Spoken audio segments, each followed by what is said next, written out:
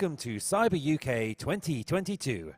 This is Plenary number 2, Reduce Harm and Carry On, hosted by NCSC Director Paul Maddinson.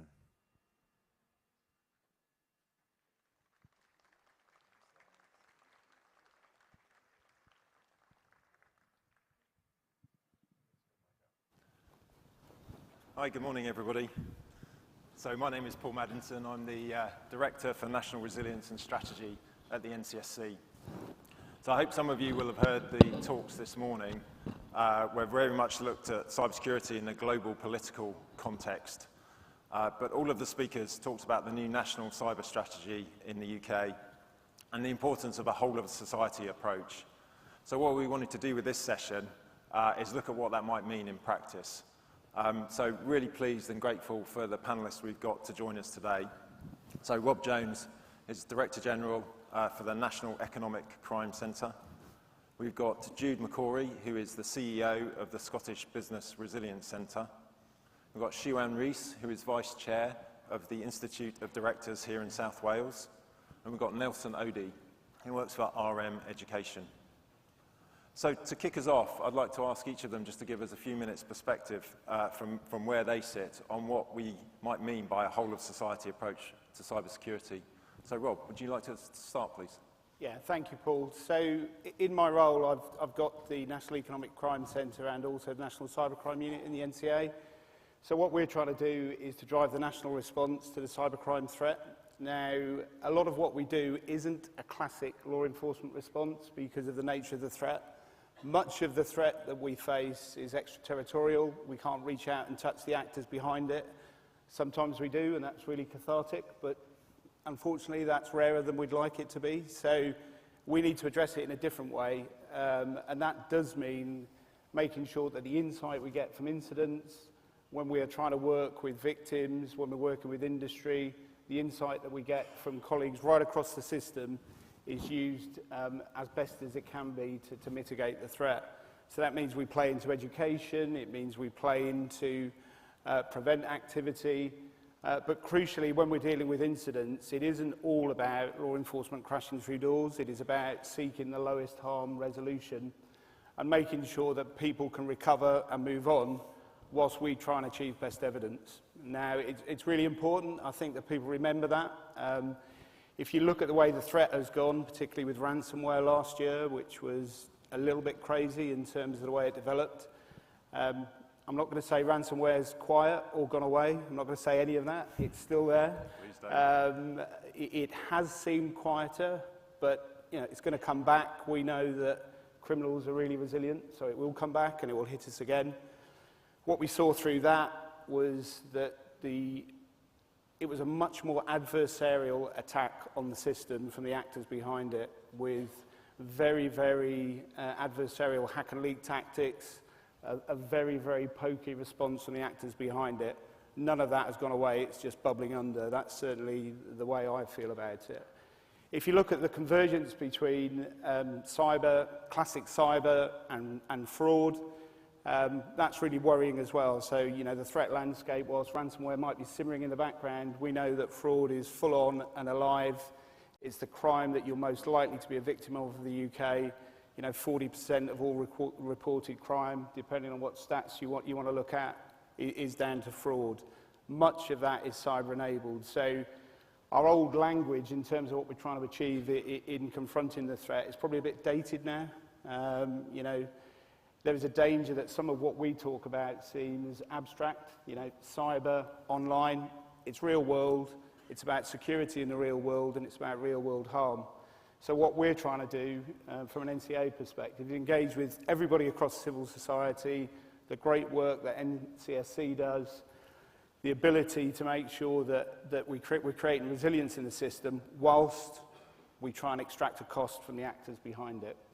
But, the reality is that's a long game. So when we're dealing with an incident, it really is about the here and now and taking the harm out of that incident and seeking the lowest harm resolution, particularly with things like ransomware, where our list of tactical options and our offer to victims isn't really what it should be. There are very limited options for people in the middle of a ransomware event, and we can't just watch companies bleed out and go to the wall in the middle of those attacks. So perhaps pause there and develop some of those points later, Paul. Yeah, thank you very much, Rob. And certainly I agree. I mean, I'm sure most people don't care whether we call it fraud or cybersecurity or whatever. It's just the harm that has been caused by this criminal activity. I mean, the other thing I'm really conscious of, you know, sat in the NCSC and being in our headquarters in Nova Southwood, we're a long way from a lot of the organisations, particularly the smaller ones that are, you know, trying to tackle this threat in real life. Jude, in the Scottish Business Resilience Centre, you've done some fantastic work, haven't you, supporting organisations. Would you like to talk us a little bit about that? Yeah, so I had the pleasure of taking on the role of CEO the week of lockdown. So I joined the Scottish Business Resilience Centre just when everything was going wrong in the world. And our focus was very much around offline and online resilience, but since lockdown, our focus has been really around the cybersecurity because of the increase of activity, especially with local organisations in Scotland. Since then, we've probably focused more on the prevent and protect side of things and also on the education, and then we also do incident response. What we're trying really hard to do is get that education out to the areas and to the organisations in society that aren't really listening to the message, but then when they do get attacked, it takes up so much of our resource, it takes up so much of Police Scotland's resource and also Scottish Government as well, that if we can try and get the organisations to listen. My previous role was in data science, and we used to always say that data science was something everybody was talking about and no one was doing. So it's a bit, even though cybersecurity has been a long time in compared to data science, I feel the same way. We want more people talking about it and actually doing it within their organisations. We've partnered with NCSC and Scottish Government and Police Scotland to deliver exercise in a box, and we can talk about that later on, to bring that to life for organisations, and that's been really successful. And also we've worked on the Digital Boost campaign with Scottish Government, where they have given grants to 3,000 organisations in the SME to try and digitise the organisations. But Scottish Government have been quite brilliant in the area that what they're saying is, we'll give you this grant, but we want to make sure we protect our investment by making sure you go through a pre-cyber essentials health check. So all of these organisations have done that, and we've worked with trusted partners to deliver it. And 1 in 7 of those organisations have then gone on to achieve cyber essentials, and more in the pipeline as well. So it's getting to the grassroots in society to get them to sit and listen, and sometimes making it mandatory as well. Yeah, indeed. And Siwan, you're based here, or in fact you said just over the road. So what's the situation in Wales? Well, I think obviously we're really fortunate to have such a collaborative ecosystem. We are a community, if you like, in Wales of Indigenous businesses, more or less. So you can imagine, if you like, the levels of education that's required into these businesses to ensure that they are protected and they feel secure, etc., and they have the right skills and the right knowledge. And we can't, at the IOD, we very much welcome the government's announcement last night for the £9.5 million investment, obviously, that they have pledged in collaboration with the phenomenal consortium, which includes Alacrity, Cyber, Tramshed Tech, and obviously the major education sort of institutions that we have is Cardiff University and the University of South Wales. So for us, I think it's about giving the businesses a platform to develop, but what you were saying, Jude, around education, it's leading from executive level education around sort of potential programs, and equally knowledge sharing opportunities amongst that community of SMEs to share knowledge around what they've experienced, how they could potentially afford others, if you like, from similar, even the simplistic sort of maladvertising, the various sort of basics, if you like, in terms of cyber etiquette and ultimately sort of security. And leaning on what sort of Jude was saying, of course, we've seen a substantial demand across some of the high growth businesses, in particular due to COVID, to introduce things like obviously the zero trust systems, and equally sort of the basics around VPN and having those security implementation sort of strategies that give them the basic security. But in essence, I think what we do have here in Wales is fundamentally a really bright future in terms of that educational piece and the building of skills fundamentally, because that again is something that businesses are crying out for. Yes. And of course, I think everybody will agree, education and skills and growing that potential for the future is vital for cybersecurity, but equally really conscious that the education sector has been pretty badly hit by cyber incidents. I mean, you know, starting this job and learning how much the education sector have been affected by ransomware was appalling, to be honest, given, you know, the crucial role they play in our society. But Nelson, from your perspective, what are the issues for the education sector? So the biggest one is generally a lack of awareness. There's been some recent studies and surveys and stuff, and up to 40% of head teachers and IT professionals in education don't believe cybersecurity is a problem, which is quite stunning. Right. So that generally, I think that translates to about 12,000 schools. Right. So it's quite a challenge in that sense. The flip side of that is there's quite a lot of schools that are aware of it now. DFE are doing some great work with their risk protection agreement to raise awareness, set a basic standard of what schools need to be doing, and then push a little bit harder to keep raising those standards. You're absolutely right, ransomware has been rife amongst education.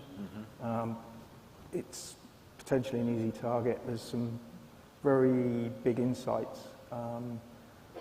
The main reason for it is education networks have always been built for convenience. Yeah. So when we look at education, you have to remember you can't lose a lesson.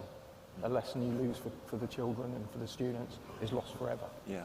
So we're very conscious that you have to keep things available. Because it's built for convenience, it's not necessarily as secure as it should be. And that raises a number of challenges for the schools, for the techs in the schools and so forth. And being in a sector where money is tight, you don't generally get IT technicians and network managers with cybersecurity skills as well. So what we're trying to do at RM is look at that and say, okay, what can we do to help here? How do we raise awareness? How do we look at the basics? Exactly what Sharon was saying.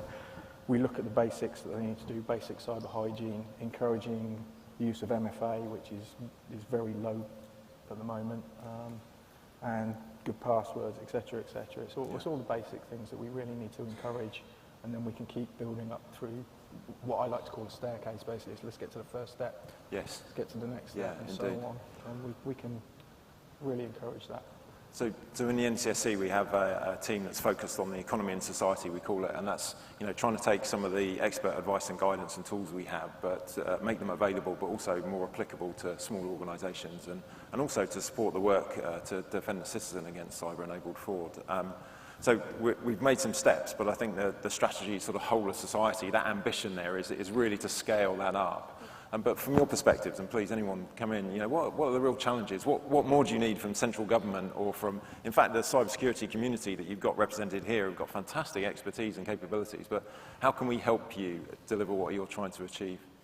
I think there's a common theme. I think what we've heard from all of the panellists so far in terms of obviously challenges, barriers, potential outcomes, potential solutions, it's about ease of knowledge. It's about, we all know that, and in particular, sort of, I've seen firsthand that business leaders are more responsive to another business leader's potential guidance and sort of expertise. And I think what we would really like to see is an opportunity for much more of a sort of, I suppose, a knowledge sharing community approach, whereby you have got evidence to back up effectively the guidance that has been provided to business leaders on potential sort of incidents that they may not have even thought about. You've also got a sort of a real demand to help businesses to implement sort of almost their own newer security alongside their current infrastructure. And for traditional businesses, that's sometimes much more of a leap of faith than we, I suppose, would care to sort of almost believe. So it's that ease of transition, really, I think, in education. But again, I think there's a common theme here, whether that's education, whether that's business, and I do think that it's a collaborative approach. And how about Rob or Jude? What kind of challenges do you see, and what help do you need to support you in some of these missions?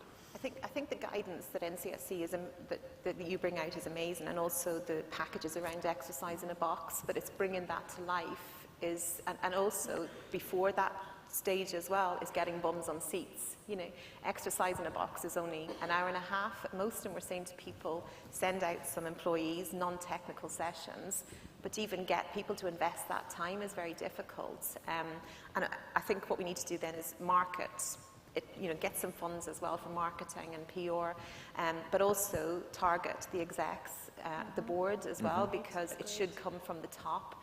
And they're the people that, if an attack happens, they're the people that will be critiqued on how well they handle this and how well their staff handle it, and how they can bring an attack like that and also then concentrate on the business at hand to make sure they keep the show on the road.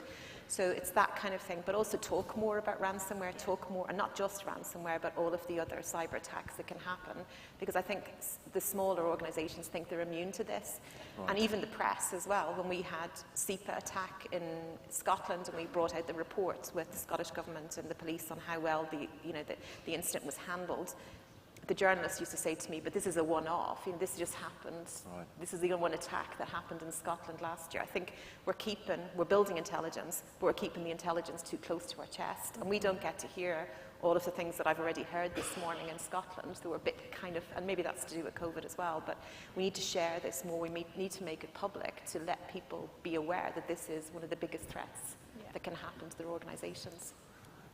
Yeah, no, I agree with that. So the exercise in a box is obviously the tool that NCSC provides to help people run through an exercise, and being prepared for a ransomware incident, practicing your incident management, having your backups sort of sorted in advance is probably one of the best ways to mitigate, or at least enable you to recover much more quickly. But Rob, you mentioned ransomware and the issues. You know, from your perspective, you know, how do we get a whole of society approach to tackling ransomware, given, you know, it's likely to endure as one of the biggest threats we face? Yeah, so with it's basically an extortion model, and the only way you can really disrupt that business model is to be able to go after the proceeds of that crime effectively, so that gets you into some of the challenge around crypto assets and where that goes, but creating more resilience in victims at a macro level and also individual victims is really, really important.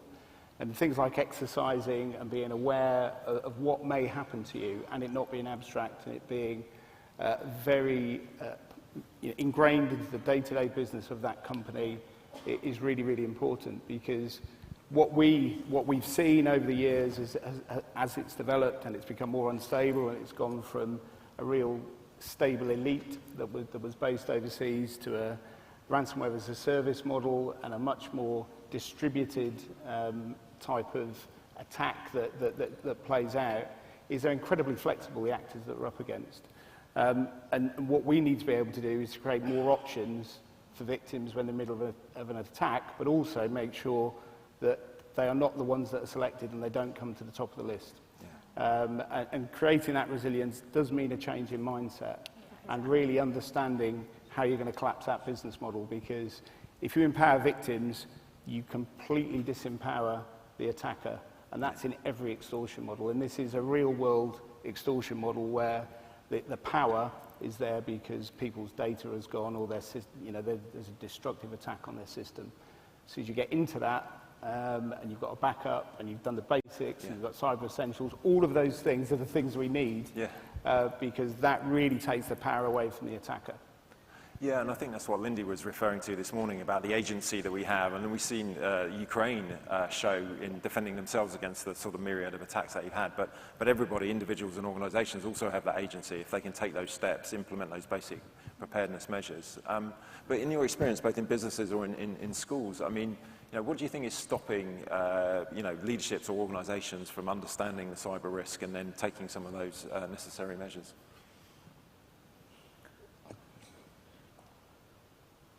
I would say in schools and in education, it's generally, it's generally because they've got so much on their plate.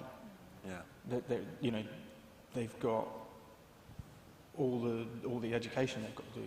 Teachers, I've known teachers be marking papers till 11 o'clock at night. Of course. Yeah. I was going to pick up on what Rob was saying about empowering the businesses and the victims, because I've given talks at colleges and universities and at schools, and I kind of make a point to people that we get this training at work on cyber security, and we kind of think it stops when we leave the building. One of the things I would say that I think could really make a big difference for the whole society is to make people realise it's like all the other things we do, like fire safety training, manual handling. Yeah. You still do them at home. So when I've given talks, I said to people, how many of you have a private email account as well? Yes. And then all the hands go up, and you go, and do you think people won't phish your private email account as well? Yeah. I've had numerous friends had their bank accounts wiped out. And you look at it, and it's when that penny drops that it's not just for work, it's for home as well, that their habits start to become cleaner and better. Yes. And if we can do that, I think it'll achieve part of what Rob's talking about as well, because from there, it's like driving and other things to me. We do this for work, but we do it privately. If you can make the habit solid, it works across the board. Completely. I mean, it's a much broader understanding of online vulnerability that we need to really create the resilience that we're after, because we deal with it in pockets. You know, we look at online child abuse, we look at online fraud, we look at cyber, we look at ransomware. All of the tactics that are used by people when they engage with potential victims are the same. You know, they try and isolate them, they try and create a trusted relationship, and they try and take them away from sources of trusted information at an individual level. You know, when companies are being attacked, they're looking at vulnerabilities and turnover and the way people present. And if you present as a soft target, you'll get attacked. Yeah. And I think the point about there's no real difference between your personal life and often your work life these days is that, well, there's an opportunity there, isn't there? If we're reinforcing the same messages around cybersecurity and online safety, you know, they'll be reinforcing each other. One of the the cyber aware campaigns we've been running recently about sort of focusing on email security and use of two-step verification and secure passwords. I mean, they hopefully will translate both from people's personal lives but also into the work environment. And for those small businesses, often they could be the key steps that they could take, or at least the initial steps, do you think? Yeah, absolutely. And I think when you're thinking about the key, I suppose, purpose of a business effectively is to, I suppose, interact with consumers. And obviously, say, for example, if they've got all of their products and services just openly sort of available for people to search, if you like, that in essence is going to, I suppose, to a degree, enable them to reach more of an audience, etc. So they almost take it for granted that they need to have that security in place fundamentally, because that's sort of their traditional way of working. I think in terms of enabling businesses to be a lot more conscious, and going back to Rob's point about resilience and awareness, there's a need for, I think, again, for example, the learning of the accelerator program that has been run, how can that be shared more widely across the SME community, and pockets of education be potentially provided to individuals over and above, obviously, the cyber essentials, but the real life, real business learning that people have experienced as part of that accelerator program as a potential. And what sort of role do you think there is in trying to reduce the burden for individuals and organisations to implement good cybersecurity? I mean, the technology industry obviously has a huge potential there to make it a lot simpler. But equally, I think from the government side, we recognise we can simplify the messaging, and simplifying what people need to do, you know, we could have a much bigger impact on the scale of the problem. Rob, do you interact with the technology industry from your perspective? I mean, what do you think the opportunities are there? I think there's a big opportunity for us around reporting and incentivising early reporting, creating the right channels for reporting. You know, we know that people are tentative, concerned, worried once they're in the midst of an incident. But we also know that there are multiple channels for the message that we try and put out there in terms of both fraud and cybersecurity, and we need to get better at that and listen to what industry is saying in relation to that, because you know we need access to that insight, and we get it, and we get fantastic insight from industry to help us understand the threat, but to deal with incidents when things go wrong, because however good you are at resilience, one will get through. And when attacks get through, it's really important that the system kicks in really, really quickly, and it's agile, and we've got the right level of trust. And we will only grow that when we are as credible as we can be as a system across HMG, with communication, sources of information, and make it easy for people to do the right thing, but be it an SME or a multinational company. Yeah. And I do think that it's working with partners like the IOD, obviously, like with you, Jude, as well. I think we have an obligation to deliver a message. Right. So it's a collaborative approach. Yeah. It's about us lifting what you're trying to implement and also being another party effectively that's there and saying, hi business leaders, are you aware of this? And as members, obviously, we fundamentally have got, if you like, a duty of care to look after the business leaders, like we were saying about reputation of sort of individuals who are at the helm of this, in the C-suite, etc. We've got that responsibility. Yeah. So it does demand actually a collaborative approach on all angles. Otherwise, it's not going to be something that's sort of dealt with in a proper way. What we've set up in Scotland is Cyber Scotland Partnership, and we've got 15, 16 partners, so Police Scotland, NCSC, the Scottish Government, I can't remember them all, ourselves as well. And I took on the role of chair. And the reason why we did this was because there's a lot of information coming from vendors, there's a lot of information coming from all different areas, and we have one central portal where up-to-date information. We also do a threat intel bulletin, and we also do a newsletter as well, just to make sure that people, and again, I hope they're reading it. We monitor how many clicks there are. We've also got, we packaged up an instant response plan that to download ahead of an incident so that people know exactly what's facing them. We call it their crystal ball. What do you do for comms? What do you do for PR? So if anyone wants to download it, it is on the Cyber Scotland website. Mm-hmm. And within 5 months of it being there, we had over 1,500 downloads of it from not just Scotland, all over the world, even Australia. So we are monitoring things like that, trying to bring the guidance and the learned activities as well. So what pain people have gone through, how do we take that pain and make it into something that can help other organisations by talking about it and also sharing that knowledge. The other thing I want to tick on that I think we need support on is around, we all talk about victim support. Mm-hmm. I don't see much of it. Yeah. And I think why there are so many, why we've now got some more strong females in cyber is because of that maternal thing that I go home and I worry about all these people that have called in and going, oh my God, CEPA was a minute past midnight on Christmas Eve. How are they going to enjoy their Christmas? These poor people. Yeah. And if I always think back, if it was a bank robbery in the 80s or the 90s, that bank is closed for a few weeks. There's an investigation going on. The staff are treated with counselling. They've got all of this pastoral support. And I see it from Police Scotland, and that was a very, I was like, how come, people that you're there for these organisations? And they're like, because we've seen it before, we're there to help the people. But I also see victim blaming. I also see, if it's a small organisation, I see then that somebody goes, I bet you it was him that did this, or who clicked on the email and stuff. Yeah. I think we need to be very, very careful and very supportive to these organisations, because we want the next generation of cyber people. We don't want people thinking they're coming in to work in an industry that people are going to blame them if we do have these attacks. So we need to build in this pastoral support just in case anything happens, and that's more important than anything we're talking about in education at the moment as well. Look after the victims. I completely agree. I mean, we're talking about whole of society and creating a sort of collective response, but that's got to be a really inclusive and a learning culture that we're creating, isn't it? Certainly from the NCSC perspective, not blaming victims, supporting them. I'm sure there is more we should be doing to help. When an attack happens, everybody wants to help, but my advice to CEOs is choose your help really wisely, because otherwise you're going to have, like we had one with Sam H a few weeks ago at Charity, and I think I had 150 LinkedIn messages in the first day going, tell Sam H we can help them. And I was like, whoa, give them the space, give them the respect to try and figure out exactly what they need and what they need to do. And then I'll come back to you and I'll say, or we'll have a call with you. But don't bombard these organisations. It's great that you want to help, but stay at arm's length and give something, not that your product will help fix this, or if they had bought your product, it never would have happened. That will turn you off any organisation. Yeah, no, I agree.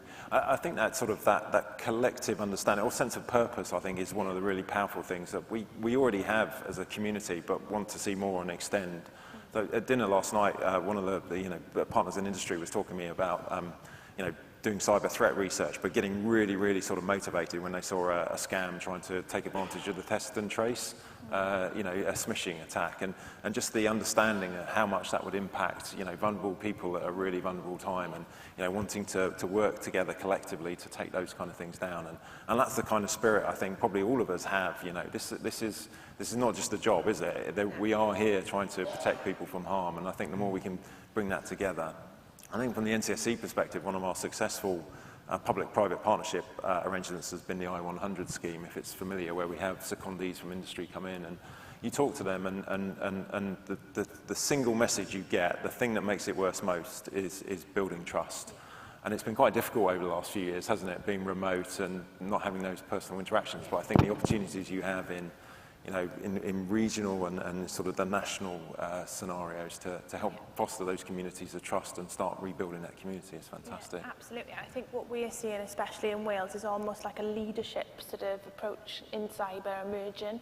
So it's about leading with, like you were saying, advocacy, trust, but equally leading with helping, or resilience, and helping the vulnerable, if you like, in terms of SME sort of knowledge base, and helping them to sort of almost navigate the best approach for them in terms of knowledge, but like you were saying, in terms of resilience approach, etc., and understanding that actually there are the skills out there provided by the various sort of partners that we have to help guide the way, and I think that's really important.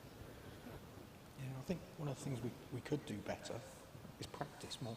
So we've all spoken about exercise in a box. Yes. And that's like, okay, what do we do as a board if this happens, and what are we going to do? But we forget about our users. So there's, you know, phishing simulations are a great thing to do. And exactly what Ruth was saying, though, is when people get caught by it or they make that mistake, they're not supported well enough. It's like, you need to do a course now. Yeah. And we need to be a bit more gentle with it. If we think about what we do with fire safety, we have fire drills regularly. We have to do that. Yeah. So why don't we practice this? And the people who are vulnerable, exactly what you're saying, we can then upskill them, not make them feel stupid. Because it's not about that. You think of everything we do in life generally. We practice our driving, we practice, like say, fire safety, all those other things that are there to keep us safe. This is exactly the same. It's about human behaviour. Yeah, it's interesting though. We debate quite a lot in the NCSC about phishing simulations. I mean, you know, if they're done in the wrong way and they lead to victim blaming and people not wanting to engage, then clearly they can have a negative impact. But that idea of trying to get the users as part of that community that's supporting better cybersecurity outcomes and reducing harm. I mean, I think our suspicious email reporting service has been fantastic, the way it's sort of crowdsourced across the UK, people reporting in scams. And I know with my teenage children, we sort of, you know, we rush to try and get the reporting because, you know, my father fell victim to a scam, you know, a few months ago. And you feel like this is one thing you can do to actually make a difference. And I think the more we can start crowdsourcing, that's the opportunity with the whole of society approach, isn't it? As well as the, you know, trying to help people. Yeah, absolutely. Sharing knowledge, fundamentally. Yeah. There's another thing as well around, we're talking about the difference between cyber crime and then also fraud-enabled cyber crime. I think we also need to look at how we handle that between all the agencies as well, that we've got incident response, cyber incident response line, and we get probably 90% of cyber-related crime, and then we get 10% of the fraud. I think we've cracked, I'm saying we've cracked it, I think the way the collaboration around helping the victims for the cyber-related, so we've got, you know, direct access with Police Scotland, they get onto the case straight away. We've got then our trusted partners to help them rebuild the organisation technically. But when it comes to a fraud one, I think it's anything under £100,000 is kind of not looked at by financial services, and also it doesn't get looked at the same way by the police teams as well. So there's a lot of victims, and I think there's a lot of gangs out there as well that will go under that £100,000 threshold, and that affects SMEs really, really badly. That could be their, you know, their savings or their 6 months of cash flow gone. I think it's also time not just for government, police and NCSC to do this. I think we need to bring in the financial services and do something bigger like the FSCCC. Yeah. We don't know, we don't have access to that in Scotland, but crime goes on and financial crime goes on there all the time. So we have to differentiate. People log it all together, but we do have to differentiate in how we deal with it. Yeah, so a very live topic at the moment, as you can imagine, with those crime statistics, that will not go down, it will not fix itself. So the challenge you've got from a law enforcement perspective is you've got eye-watering volume and you've got a sophisticated end. And it really isn't clear with some of the fraud how you can collapse that business model. Is there a control in mind overseas that is behind the volume? Yeah. lots of people would say yes, but we'd say probably 30% of the fraud that's perpetrated in the UK, the actors are in the UK, and then there's a combination to make up the rest of the threat. So, there is something tangible to go after in the UK, there is definitely much more to be done with victims, and we can't tolerate the level of loss, particularly for members of the public and SMEs, and that tolerance has gone, and the system's responding to it, but we haven't yet seen that kick in terms of degrading the threat. And we all know fraud is a threat that it's a classic serious organised crime threat. You can't arrest your way out of it, you need to collapse the system. Yeah. So we need to be relevant to victims, go after some of the volume, get back on the front foot, but what we've really got to do is get a cognitive response from victims so they don't engage with fraudsters, break the spell with people behind it. And then on the technical side, the infrastructure and some of what's been alluded to today around what we can do with criminal infrastructure, the controlling minds overseas, where we can't necessarily get them arrested because of a jurisdiction of risk, go after that concurrently. And that will start to degrade it. But, what we're looking at now is a long game to try and push it back, and working with the financial industry and UK finance to look at faster payments. We've got the best faster payment system in the world. Your money moves in 15 minutes. Do we need to do that with all the payments? No. And that's a really good point, actually, because I think one thing that we sort of would probably be sort of almost sort of important to note, especially in this forum with the phenomenal businesses that are on exhibition in the exhibition hall, is that fundamentally we still have got to ensure that we have got a fruitful ecosystem that supports innovation. And we are constantly thinking about the next potential technology that can effectively relieve a lot of our problems. So that's collaboration with education, it's collaboration with partners like obviously the NCSC and obviously the NSA, etc.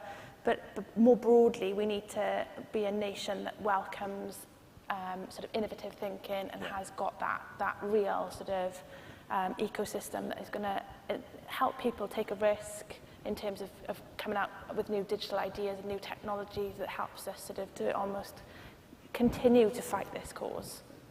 I think sometimes we're all tired. Yeah. And it's like, how do we work with the innovators? How do we tell them what we need? Every time I sit there going, why can't there be something that will solve ransomware? How difficult is it to get the right people? Yeah. The right and how do we get the right investor network available in the UK and abroad, etc.? How do we make it all come together so that actually we can continue to solve this problem? So I agree. I think that's a great challenge around fraud and cyber-enabled fraud and the role of cybersecurity and helping to combat that, technology, but innovation and organisational challenges as well. So the finance sector does want to help on this. So I think it's up to us to try and put this together. I think that's what we're trying to say with the whole of society, really, isn't it? We've got to tackle the issues that matter to society, and fraud, and particularly volume, is definitely one of those. But equally, how do we bring all of those different component parts together so we can more effectively tackle it? So that's the challenge. I look forward to it. I think we can make a real difference, and I think if we start to give people that sense of agency, that they can take action, they can work together, they can collaborate with each other, and we can see the positive impact that will have. As Dr. Ian Levy always says, if we've got some way of measuring it as well, so we can bring some of those stats back, I think we can really make some progress. I think things like today, where we're inviting people from all over the world in here, we should be getting out more as well. I know we've still got this fear of COVID, but that's when real collaboration happens, never mind just in the UK or in Scotland or Wales, but what does everybody else do? And we need to be able to learn, and how do we accelerate that innovation and growth as well in those areas and take them into our countries? Brilliant. Completely agree. I mean, what's heartening about the last 24 hours and some of the speakers and the way we've been talking here is people are talking about a no-blame culture. They compare it to the aviation industry, they compare it to the automobile industry, they talk about public safety. Nobody talked about safety in the internet, really, apart from kind of online child abuse. What we understand is this is a safety issue. And listening to Google yesterday, it's seen as a safety issue. And if you understand it and view it through that lens, and you tackle it across society, remembering that you're trying to keep something that we all rely on safe, so people can use it and get the benefits, I think we'll do better. And that's what we've had to do with the automobile industry, it's what we've had to do with aviation. Don't blame victims, learn from victims and empower them so that they can see off extortionists. Yeah. There's also the element of the future as well. So we were talking a little bit earlier on about the Cyber First program that NCSE are doing, and really encouraging young children today. Obviously, at home I teach my kids stuff. I'm pretty sure my daughter's got the most secure password in her school. It's 32 characters long. She's 11.